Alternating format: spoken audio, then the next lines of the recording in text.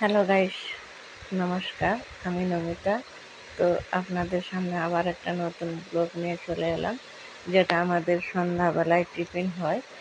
তো সন্ধ্যাবেলায় টিফিন করার জন্য আমি যে আইটেম বানাচ্ছি দেখো, মশলা মুড়ি আর চা। এই যে মুড়ি নিয়ে নিয়েছি, আর পেঁয়াজ, শসা, টমেটো, ধনেপাতা আর মানে আচারের তেল, এইগুলো আমি ব্যবহার করব।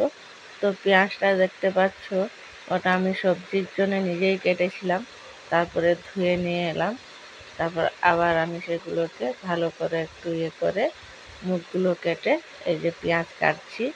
তো এর মধ্যে আমি পেঁয়াজ, শসা, টমেটো, ধনেপাতা, আচারের তেল এবং কাঁচা ছোলা দেব, ভিজানো কাঁচা ছোলা।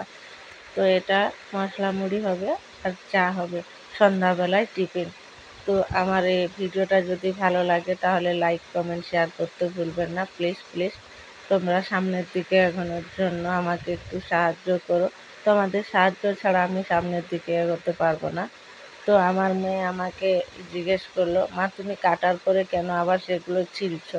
বললাম কেটে কিছুক্ষণ রেখেছিলাম, তো কাঁচা পেঁয়াজটা মশলা মুড়িতে দেবো, একটু গন্ধ ছাড়লে ভালো হবে না, তাই তরকারিতে ঠিক আছে। তাই আমি এগুলো একটু আবার ছিলে নিলাম, সাইড সাইড ছিলে কেটে দিচ্ছি। পরপর এগুলো সব কেটে মশলা মুড়ির সঙ্গে মাখাবো।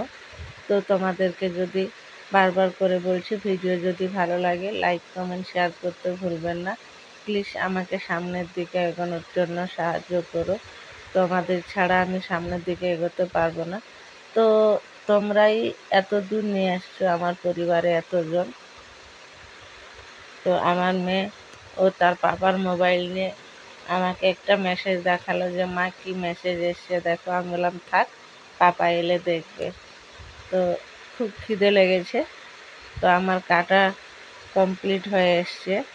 তো দেখতে পাচ্ছ কেটে নিয়েছি, ধনেপাতা, শসা, টমেটো সব কেটে নিয়েছি। এবারে আচারের তেলটা দেব। তো আমি একাই ক্যামেরা ধরছি, তাই ঠিক মতন হয়তো দেখা যাচ্ছে না। ভুল ত্রুটি হয়ে থাকলে ঘরের মেয়ে ভেবে ক্ষমা করে দেবে সবাই। তো আমার ভিডিও দেখো, আমি এবার তেল দিয়ে দিয়েছি আচারের।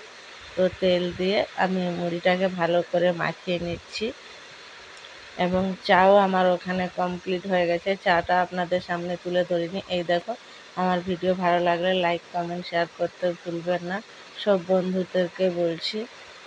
তো এখনকার মতন ভিডিও এই পর্যন্ত। টাটা, বাই বাই, সবাই ভালো থেকো, নমস্কার।